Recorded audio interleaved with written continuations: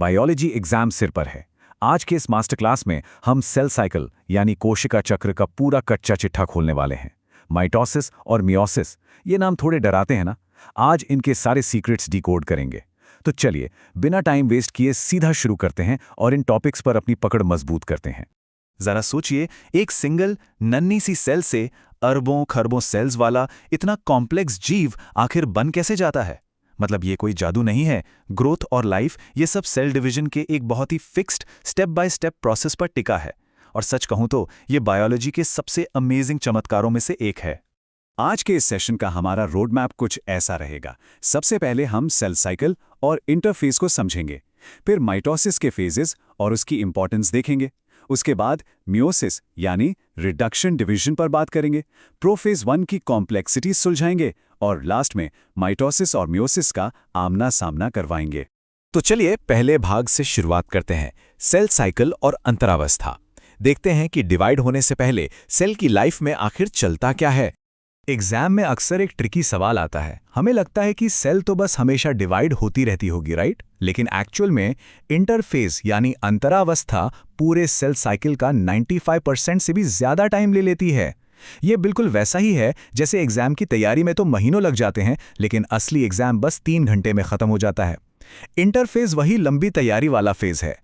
अब main phases में jump करने से पहले 2 ऐसे टर्म्स क्लियर कर लेते हैं जो एग्जाम हॉल में बहुत कंफ्यूज करते हैं। पहला है कैरियोकाइनेसिस। इसका सीधा सा मतलब है न्यूक्लियस यानी केंद्रक का डिवाइड होना। और दूसरा है साइटोकाइनेसिस यानी साइटोप्लाज्म या कोशिका द्रव्य का फिजिकली 2 हिस्सों में बट जाना। इन दोनों का डिफरेंस एकदम दिमाग में सेट कर लीजिए। चलिए अब आते हैं दूसरे भाग पर, समसूत्री विभाजन यानी माइटोसिस की अवस्थाएं और उसका महत्व। यहां हम देखेंगे कि हमारी बॉडी की नॉर्मल सेल्स कैसे रेप्लिकेट करती हैं। माइटोसिस के मेन 4 फेजेस होते हैं और इन्हें याद रखने का सबसे मस्त तरीका है पीमैट एक्रोनिम।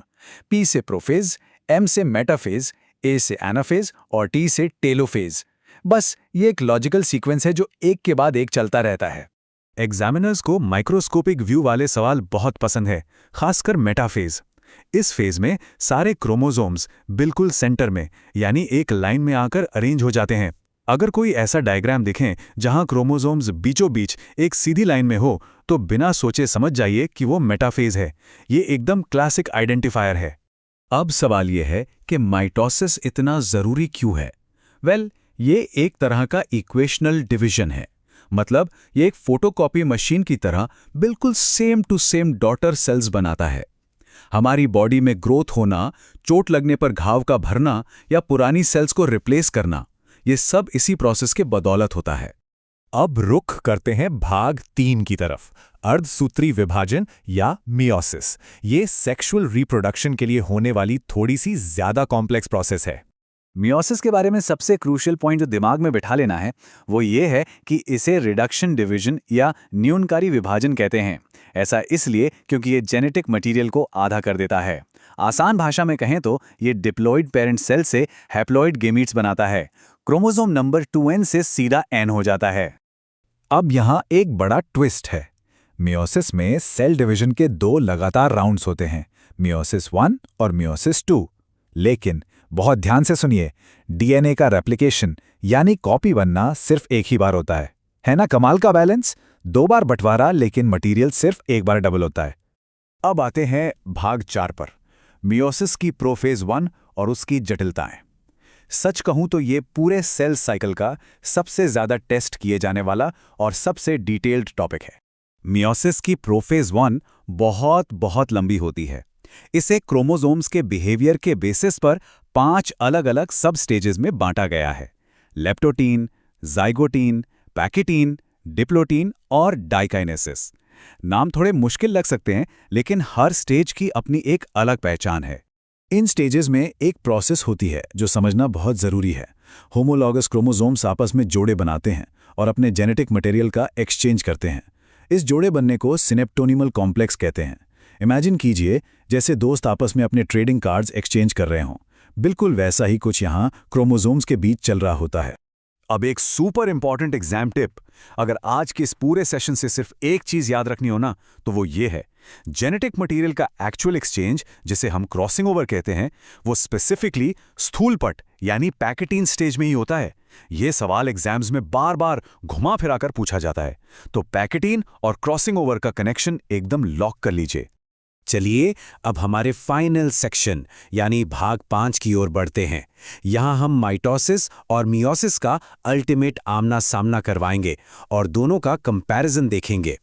कॉन्सेप्ट को क्लियर रखने का सबसे बेस्ट तरीका यह है, माइटोसिस को बस एक सिंपल क्लोनिंग प्रोसेस मानिए जो हमारी बॉडी सेल्स के लिए काम करती है, और दूसरी तरफ मियोसिस एक 2 स्टेप शफलिंग प्रोसेस है जिसका मेन काम है रिप्रोडक्शन के लिए जेनेटिक डाइवर्सिटी यानी विविधता पैदा करना।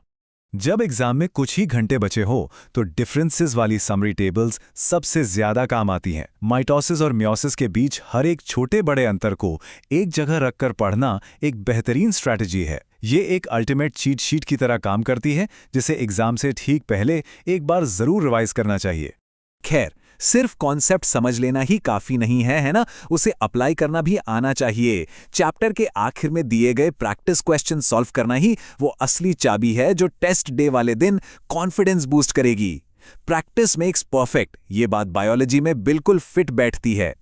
तो इस मास्टर क्लास को वाइंड अप करने से पहले एक बहुत ही टेस्टेबल सवाल पर दिमाग लगाते हैं।